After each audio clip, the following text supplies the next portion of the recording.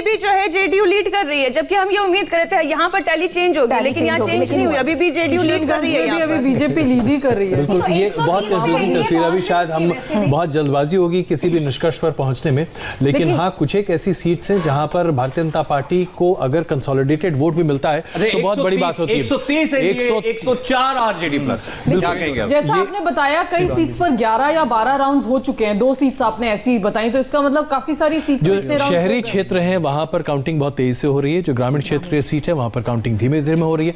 लेकिन सबसे बड़ी बात यह है कि ये जो आंकड़ा भी आ रहा है 130 के आसपास अगर एनडीए आकर टिकता है तो फिर हमें यह मानना पड़ेगा कि ना तो किसी तरह की एंटी इनकम्बेंसी ने कोई काम किया, ना ही तमाम नाराजगी जो नीतीश कुमार के ऊपर थी उसने काम किया, और लोगों ने सिर्फ और सिर्फ भारतीय जनता पार्टी और नरेंद्र मोदी के चेहरे पर बीजेपी नंबर 1 पार्टी फिर हो गई। देखिए 69 सीटों पर बीजेपी लीड कर रही है, आरजेडी 66 पर है। बिल्कुल। और अब जेडीयू बहुत पीछे नहीं है, 52 पर जेडीयू है। ये भारतीय जनता पार्टी के लिए भी एक तरह से बहुत ही अलग तरह का चुनाव होगा, और वो इसलिए क्योंकि भारतीय जनता पार्टी ने भी शायद इस तरह से पलटी पूरी चीजें हो जाएंगी और जेडीयू की सीटें इतनी अच्छा आ जाएंगी। बिल्कुल। इस पर विचार नहीं किया। फर्क शायद यही है जो आपने भी कहा, किसी ने उम्मीद नहीं की थी कि जेडीयू इतना बेहतर कर जाएगी।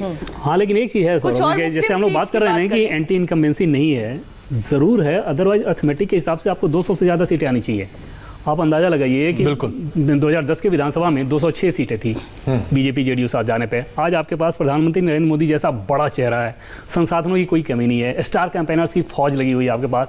ये सारा कुछ होने के बावजूद अगर आप नेक टू नेक फाइट कर रहे हैं, उसका सीधा मतलब है कि एंटी इनकम्बेंसी थी, आप चुनाव बहुत खराब लड़ रहे हैं। इसमें कोई शक नहीं। 15 साल के बाद एंटी इनकम्बेंसी कोई भी सरकार रही नहीं, 15 साल वही है, 15 साल उड़ीसा में भी थी, 15 साल उड़ीसा में भी रहा, वहां क्यों नहीं आया नीतीश कुमार? इस चुनाव में आप देखें कि पूरे कोरोना के दौर में नीतीश कुमार कहां दिखे?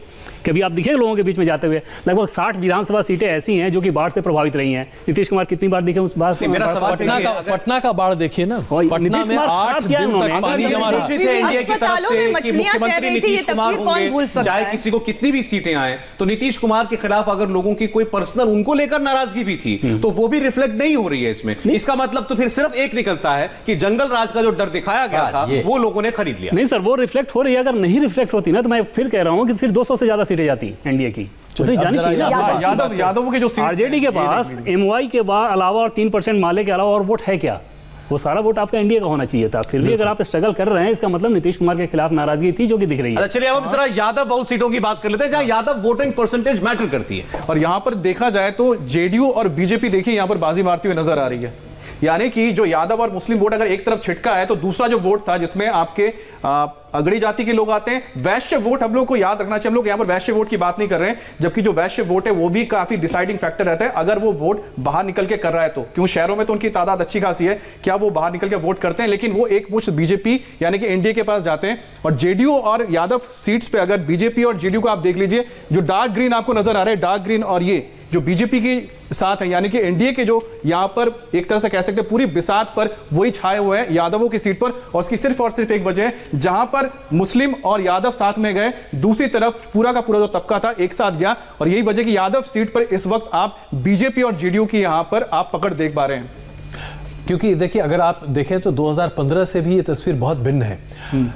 या तो हम इसे ये कह सकते हैं कि ये पूरी तरीके से भारतीय जनता पार्टी और प्रधानमंत्री नरेंद्र मोदी की वजह से ये रुझान सामने आ रहे हैं, या हम ये माने कि पोलराइजेशन ने आखिरकार बिहार में अपनी जड़ें जमा ली।